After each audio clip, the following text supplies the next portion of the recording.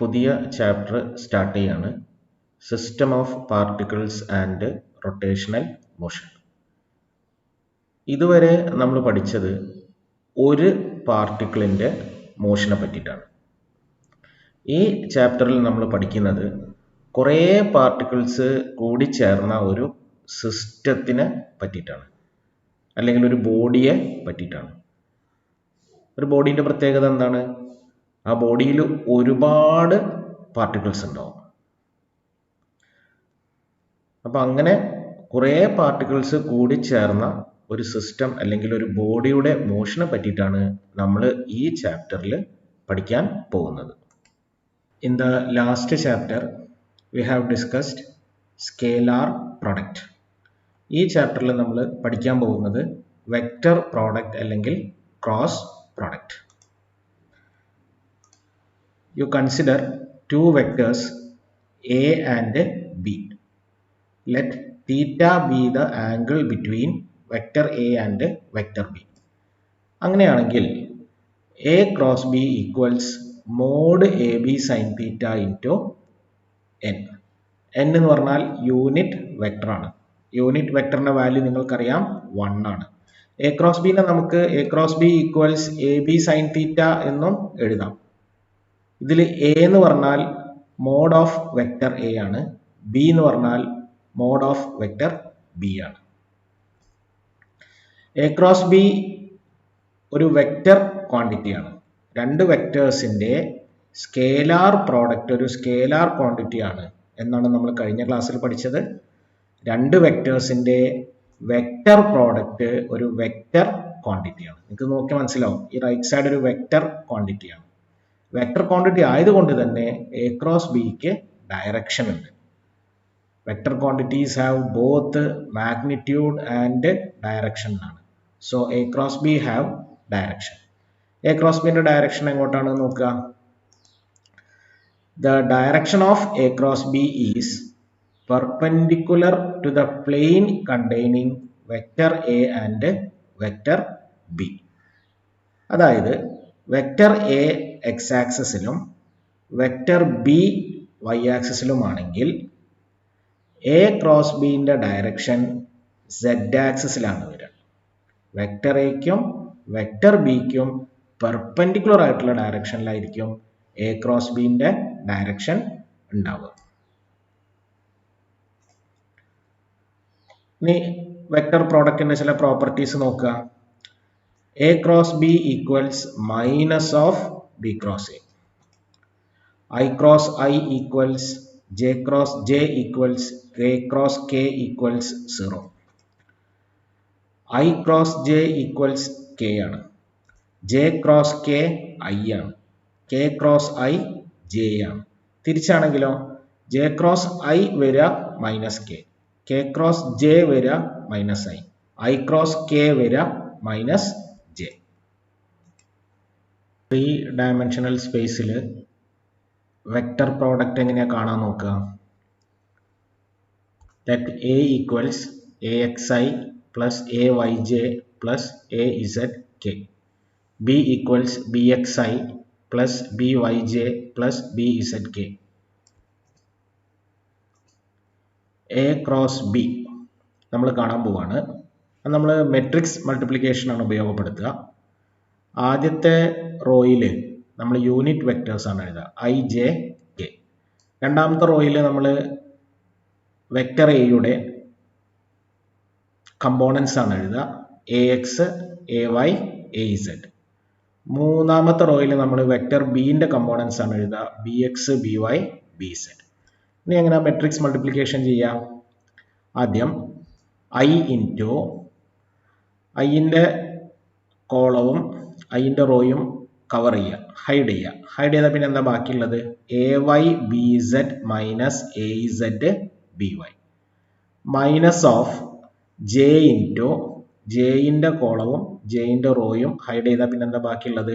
AX BZ minus AZ BX plus K into കെൻ്റെ കോളവും കെൻ്റെ റോയും ഹൈഡ് ചെയ്താൽ AX BY minus AY BX. ഈ രീതിയിലാണ് നമ്മൾ ക്രോസ് പ്രോഡക്റ്റ് അല്ലെങ്കിൽ വെക്റ്റർ പ്രോഡക്റ്റ് കണ്ടുപിടിക്കുക. ഒരു ക്വസ്റ്റ്യൻ നോക്കുക. A equals 2i plus 3j minus k. B equals I plus 2j plus 4k. Find A cross B. അപ്പോൾ A cross B equals ആദ്യം unit vector എഴുതി ijk. രണ്ടാമത്തെ റോയിൽ എൻ്റെ കമ്പോണൻസ് എഴുതാൻ പോവാണ് 2 3 -1. മൂന്നാമത്തെ റോയിൽ ബിൻ്റെ കമ്പോണൻസ് എഴുതാൻ പോവാണ് 1 2 4. ഇനി നമ്മൾ ക്രോസ് പ്രോഡക്റ്റ് എടുത്ത് നോക്കുക. ഐൻ്റെ കോളവും ഐൻ്റെ റോയും കവർ ചെയ്താൽ പിന്നെ ബാക്കി 4 × 3 12 മൈനസ് 2 × -1 -2 ആണ്. അപ്പോൾ 12 -2 മൈനസ് ജെ ഇൻറ്റു ഈ കോളവും ഈ റോയും കവർ ചെയ്യുക 4 × 2 8 minus of -1 plus K into 4 - 3. ഇത് ചെയ്താൽ നിങ്ങൾക്ക് കിട്ടുക 14i minus 9j plus k. In this chapter, we are going to study about a system or a body. ഒരു സിസ്റ്റത്തിൻ്റെ അല്ലെങ്കിൽ ഒരു ബോഡിയുടെ പ്രത്യേകത എന്താ? It consist of A number of particles. അപ്പോൾ നമ്മളൊരു സിസ്റ്റത്തിൻ്റെ അല്ലെങ്കിൽ ഒരു ബോഡിയുടെ മോഷൻ പഠിക്കുമ്പം we have to study about the motion of all the particles in that system. Rigid body. A rigid body has a fixed geometrical shape. ഒരു fixed ഷേപ്പുള്ള ബോഡിയെയാണ് നമ്മൾ rigid body എന്ന് പറയാം. The distance between the particles do not change when an external force is applied. ഇതൊരു rigid ബോഡിയാണ്. ആ rigid ബോഡിയിലുള്ള രണ്ട് particles ആണ് എയും ബിയും. എയും ബിയും തമ്മിലുള്ള ഡിസ്റ്റൻസ് ഇവിടെ കാണിച്ചിട്ടുണ്ട്. ഒരു ഫോഴ്സ് അപ്ലൈ ചെയ്യുമ്പം ഈ റിജിഡ് ബോഡി മൂവ് ചെയ്യുന്നത് ഇവിടെ നോക്കൂ നിങ്ങൾ. മൂവ് ചെയ്യുന്ന റിജിഡ് ബോഡിയിലെ പാർട്ടിക്കിൾസ് എയും ബിയും തമ്മിലുള്ള ഡിസ്റ്റൻസിൽ എന്തെങ്കിലും മാറ്റമുണ്ടോ? ഇല്ല. ഇവിടെ ഉണ്ടായിരുന്ന അതേ ഡിസ്റ്റൻസ് തന്നെയാണ് ഇവിടെയും.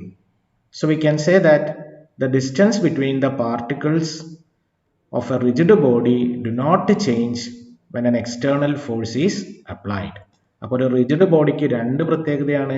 It has a fixed geometrical shape and the distance between the particles of the rigid body will not change when an external force is applied. ഒരു റിജിഡ് ബോഡിക്ക് 3 ടൈപ്പ് മോഷൻ ആണുള്ളത്. A rigid body has 3 types of motion. അതിൽ ആദ്യത്തേത് pure translational motion.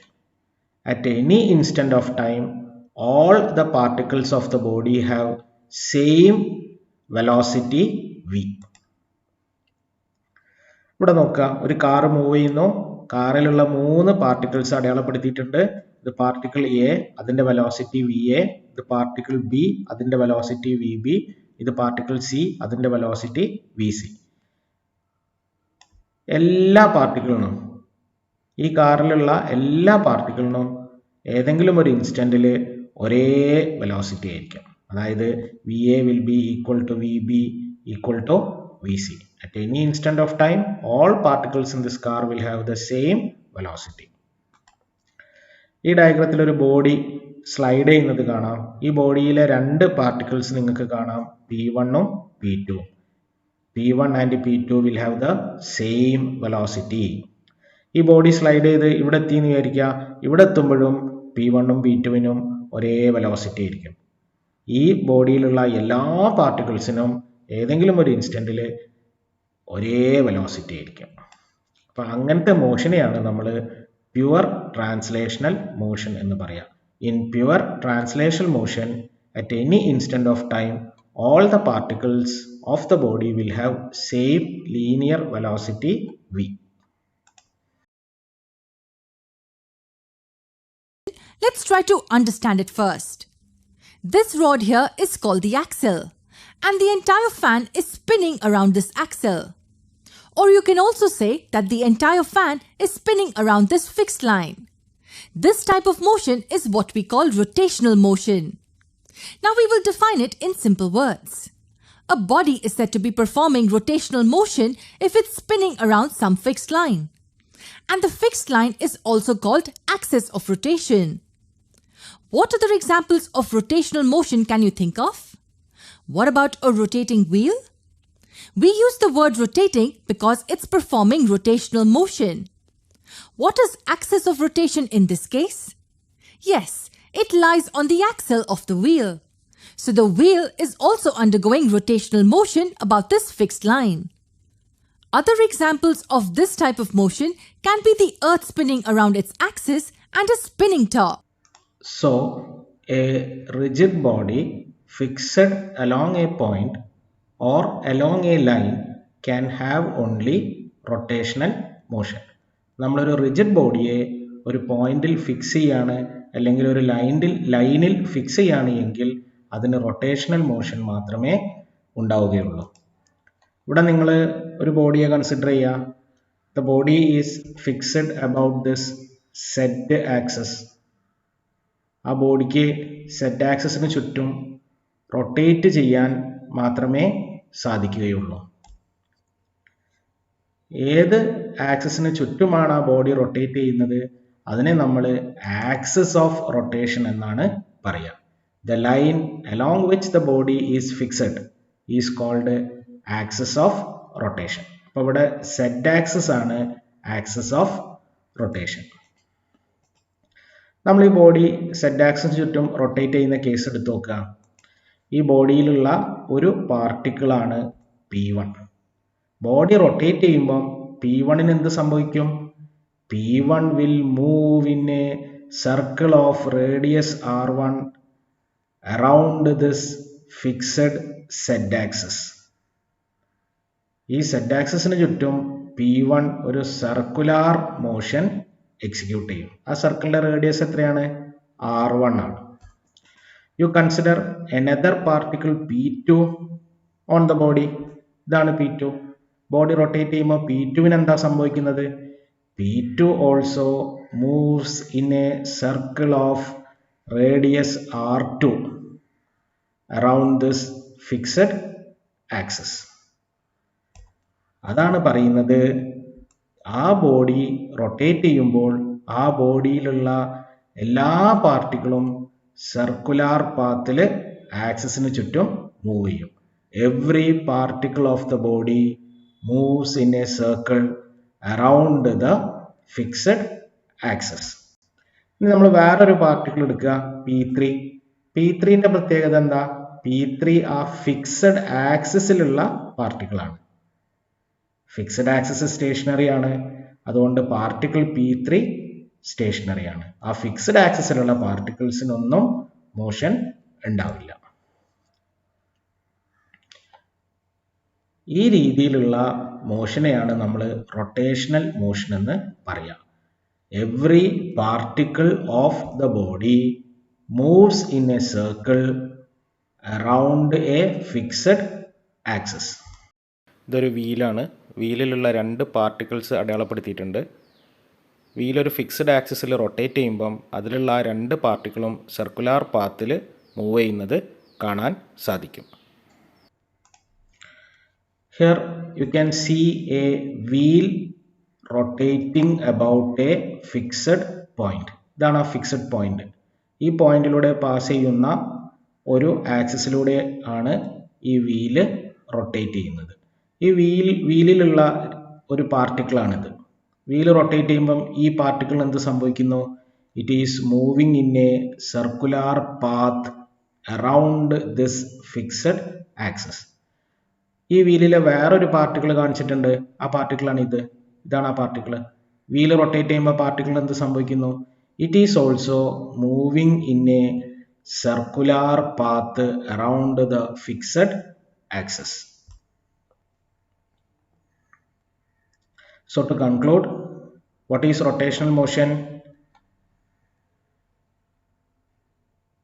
When a body is fixed at a point or along a line, it can execute only rotational motion.